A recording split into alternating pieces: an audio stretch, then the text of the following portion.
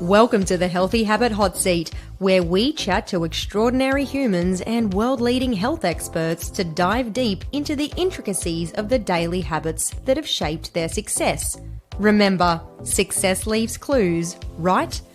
I'm your host and resident healthy habit coach, Loz Antonenko, and I cannot wait to help you re-energize your life so you too can create opportunity, vitality, and abundance to become the master of your own incredible healthy destiny. Now, let's get into today's conversation. Nicole Gibson, welcome back to the Healthy Habit Hot Seat. Stoked to have you here. And today we are going to be just diving deep into the nitty-gritty details of your daily habits because success leaves clues, right? I hope so. I hope they're like inspiring habits. Well, we're gonna find out. Yeah. Now, you completed your first international speaking tour in 2016 and you've traveled throughout Europe, US, Central, South America, like heaps of places. And I'm sure you have eaten some pretty diverse foods along the way. If you knew you only had 24 hours left to live, okay, it's a two-faced question, what would your day's menu look like? Honestly, like I really love how I eat, and I just don't really think it would change that much. Like I'd probably still wake up, have a train, have a green smoothie. Yeah, like there's nothing I'd be like, yes, I've denied myself of this all my life, and I'm gonna eat this. And I eat really based on how I feel. So I don't really know how I'd feel if I knew that I had 24 hours to live. Probably honestly wouldn't be too caught up in eating. I think I would be like swimming in the ocean and like really just trying to embrace all the other aspects of life. But yeah, my favorite cuisine, like I really love the Mediterranean area. I love seafood. I don't eat a lot of it here. So I don't really trust how it's farmed. But yeah, when I'm in like, the Amalfi Coast or like Croatia, it's pretty epic seafood. So you'd bring it over. Yeah, like I'm assuming that I can just click my fingers. Yeah. And, have whatever I want up here. There's some South American food I really like the polenta that they eat, like wrapped in banana leaves. That's pretty cool. I could just have fond memories though, because that was like the only thing I was eating on a lot of the treks that I was doing. So by the time I was eating, I probably thought it was like the best thing in the world. Probably if I ate it now, I'd be like, what is this? It's like... I can totally relate to that. Well, thanks for sharing. I don't know if that answered the question. No, it did. Like I when I ask that question to my guests, I get such a smorgasbord, pardon the pun, of answers. People respond so differently. Some people are like, I would fast till 1 p.m. And some people are like, I would just eat all the foods. The foods. But here on in, we're going to get into some of the finer details of your daily habits. And to start, what would you consider your healthiest habit and why? My healthiest habit. My healthiest habit is observation. Yeah. That would Why? be habit. It keeps me out of reaction. And to me, that's a place of a lot of power in a good way, to not be reacting to life. And yeah, I think facilitation's taught me that, and just like sitting with people and holding people in their experience, you just learn so much more. So I think in terms of health, like holistic health, that's definitely been the habit that's improved my life the most. And then asking the question, what would love do right now? Just like continually asking that question. I'm sure our audience would love to know, but do you have any unhealthy habits? Yeah, of course. What do you mean? Does anyone say no to that? Yes, they totally do. Do you believe that? When it's framed the way that they put it, yes. Okay, all right. I'd like to hear that reframe. We have to go back and listen to some episodes. Like they're not traditionally. Yeah, I will. I'm going to do some research. They're not traditionally unhealthy habits. Like in terms of my lifestyle, I have a really healthy lifestyle. But I have a habit of becoming a little bit avoidant if things feel really intimate. I'd say that's a habit. That's like a learned behavior that I consciously work through and get better at, I hope, more and more. But that I would say that falls into the category of habits. Well, a habit is a behavior that we repeat time and time again, pretty much. Exactly. So 100%. Yes, exactly right. Yeah, probably like traveling a lot makes you fall into a habit of like, if things feel uncomfortable, to just leave. That's definitely, and it wasn't a conscious habit. That's the interesting thing. It's just how my life was. Like a lot of relationships I was in, my partner would be say like where our home was, and then I was traveling every week for work. So I was always in unintentionally like a missing and then honeymoon phase of the relationship. So then being in relationships where I'm with the person every single day, for instance, even in friendships, I can get quite overwhelmed by that. Yeah, right. Are there any habits you'd like to change? I would like to work. I'd like to work so that I can be in either of those experiences in peace. And I think that for me, that's the ultimate thing. Like I'm not really a massive believer in like positive mindset, like everything has to be positively reframed. I'm more, I guess, like you'd compare it more to Zen. Like I believe in being able to be in all experiences. And if you can be in all experiences, that's the ultimate freedom. So the discomfort I can feel in some of those habits, I would like that to ease so that I can actually consciously choose. And that choice might still be to leave, but I'd prefer that is a response rather than I have to, because I don't know how else to be in this. Optimize your male and female hormones with Be Spunky and Be Genki supplements, choosing from Reboot for men, Balance for women, and Recover for performance, all containing natural and organic TGA-listed Australian-made ingredients. These nutraceuticals are designed to offer stress relief, improved strength and stamina, enhanced drive and overall well-being, and I swear by them, so does my husband. Their active formulas are a unique blend of natural and organic herbs and active ingredients, and the highest performance leaders and trainers are already taking it. Why waste more time? Visit bespunky, bespunki.com.au and begenki, begenki.com.au. Use code LOZLIFE and save 10% at both sites. Do you have any morning routine sort of behaviors that you do every day, and do you utilize any biohacking tech throughout your life? I don't personally feel that biotech can give me anything that I can't get through training and meditation and breathwork. That's my personal, I believe like I did a lot of damage to my body when I was younger through the eating disorder, and I was told a lot of things.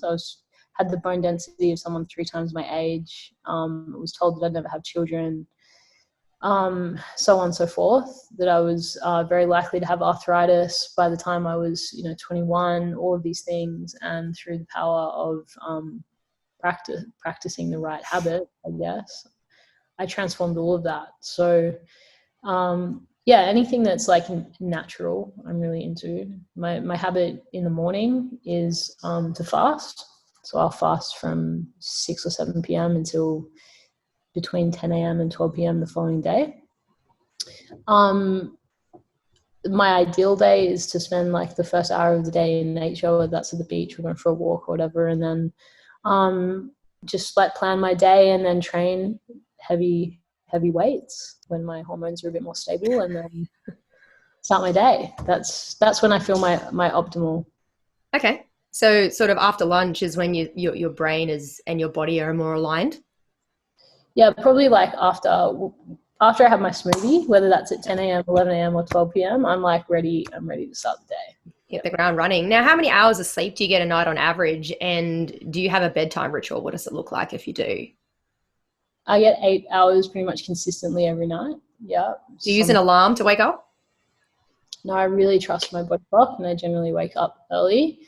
In fact, when I stopped using an alarm, it became a lot easier for me to wake up early. So a little tip for anyone, because I used to set my alarm. I used to train weights at like 5 a.m.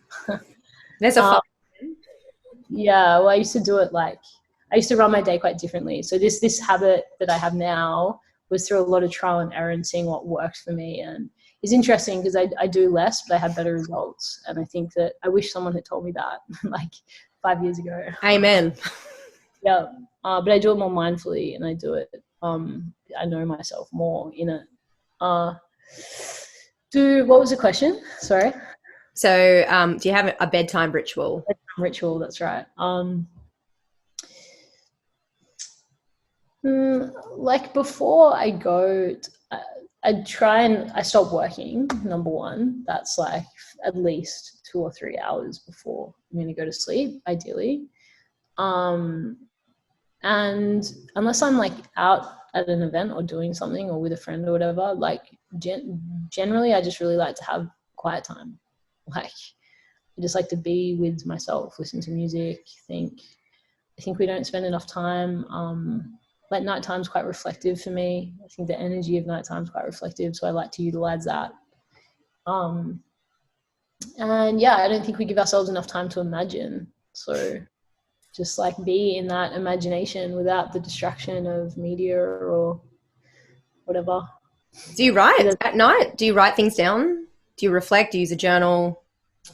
Yeah, sometimes. I used to a lot more. It's interesting. Like I think to teach myself this, I used to really ritualize it. Like I'm going to sit down with my journal every single night at the same time. And then what started to happen over time, it was the same with like intermittent fasting and fasting. I was like, I'm not going to eat until like 10 a.m. on the dot. And I did that for like enough time that now I just trust my body intuitively knows when the right time to eat is. So I think it's like practice makes perfect. And the more that you do something, the more you're just going to be like masterful at it, and you're going to be able to do it without the rigidity.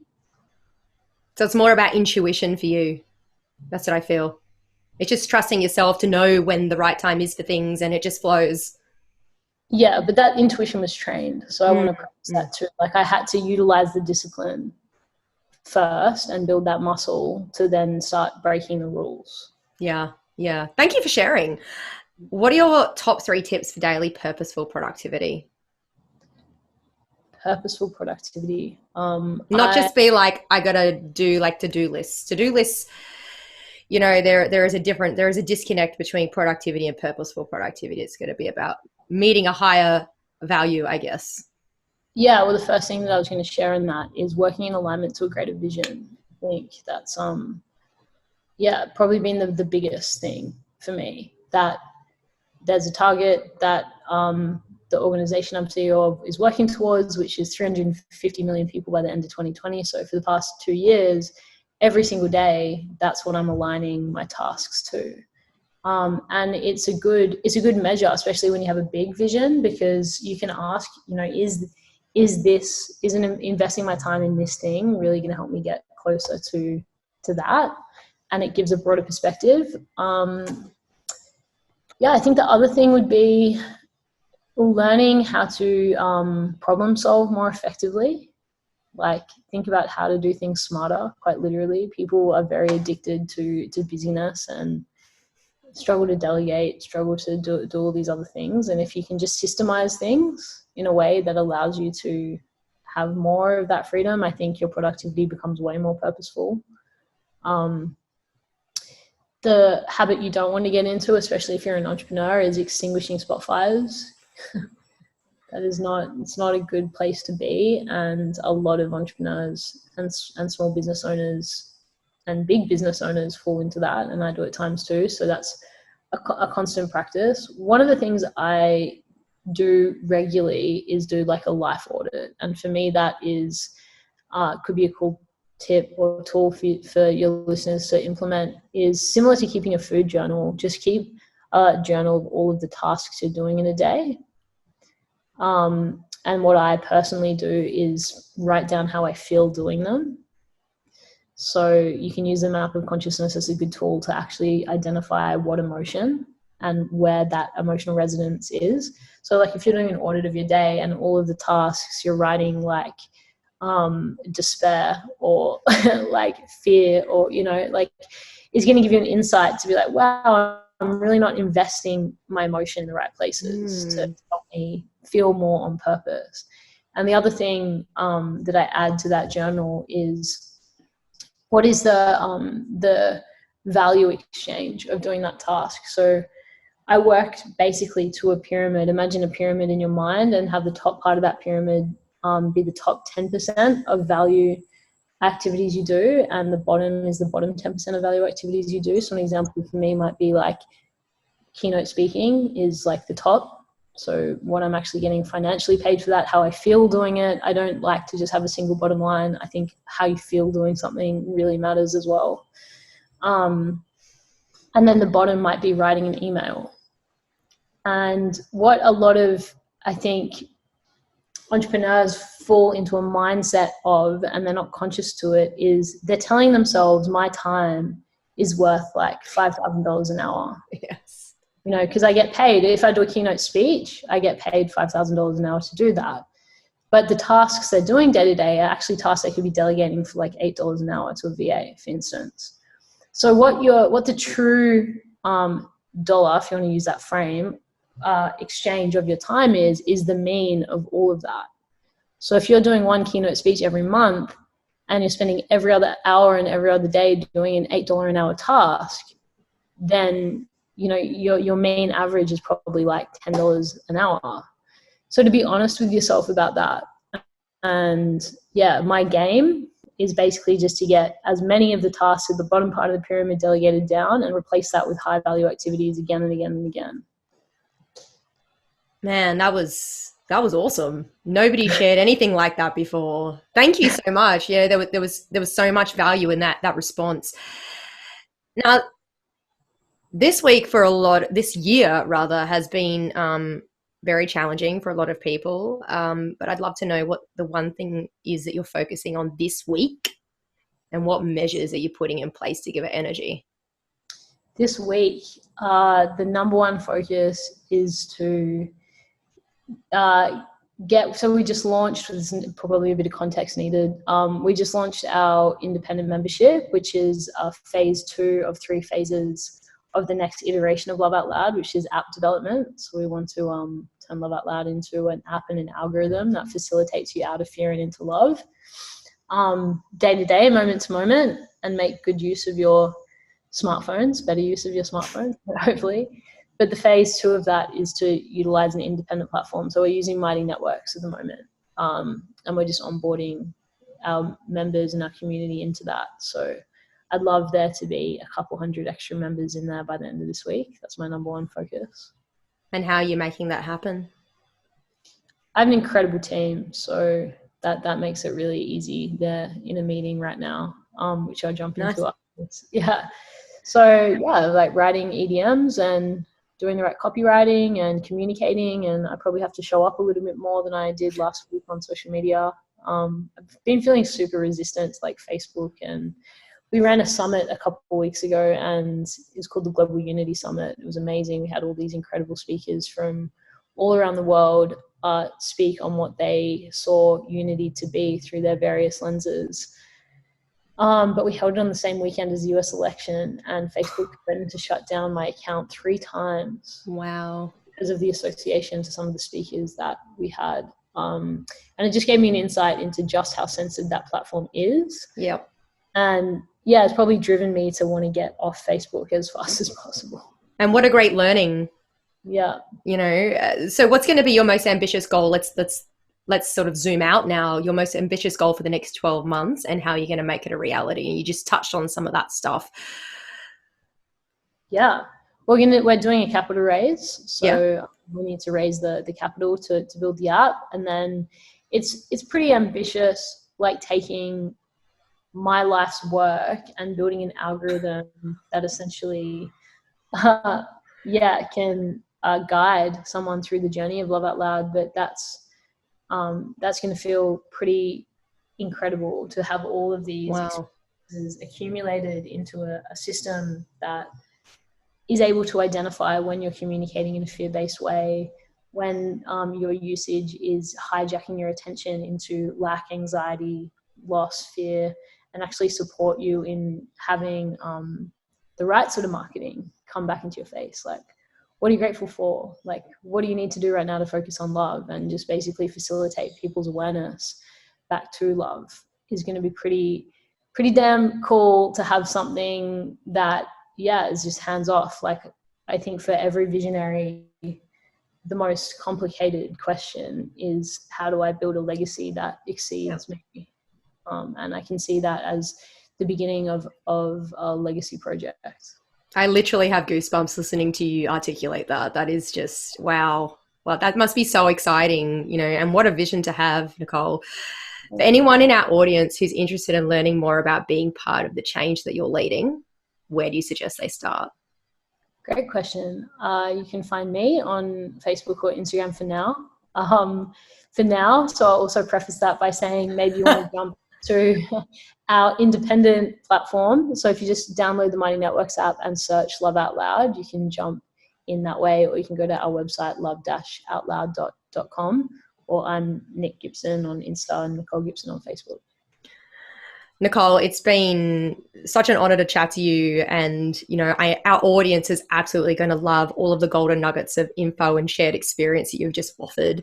And thanks so much once again for taking time out of your busy schedule. I know you're doing so many different things, and you're operating at your highest value and you're in alignment with everything. And I can't wait to chat to you next time. Thanks so much for joining me on the Healthy Habit Hot Seat. Thank you, Loz. Thanks so much for joining us this week on the Healthy Habit Hot Seat. Make sure to visit lozlife.com, where you can subscribe to the show in iTunes, Google Podcasts, and Spotify, so you'll never miss an episode. While you're at it, if you found value in this show, I'd be stoked with a 5-star rating on iTunes. Better still, tell a friend and share the love. If you loved this episode, you might want to check out my book, The Healthy Habit Handbook, available in softcover, ebook, and audio form on Amazon, Barnes & Noble, Balboa Press, and all good bookstores. Be sure to tune in for our next episode for your fortnightly dose of inspiration from some of the world's most successful and healthy lifestyle masters. Remember, stay inspired. I'm Loz Antonenko, and ciao for now.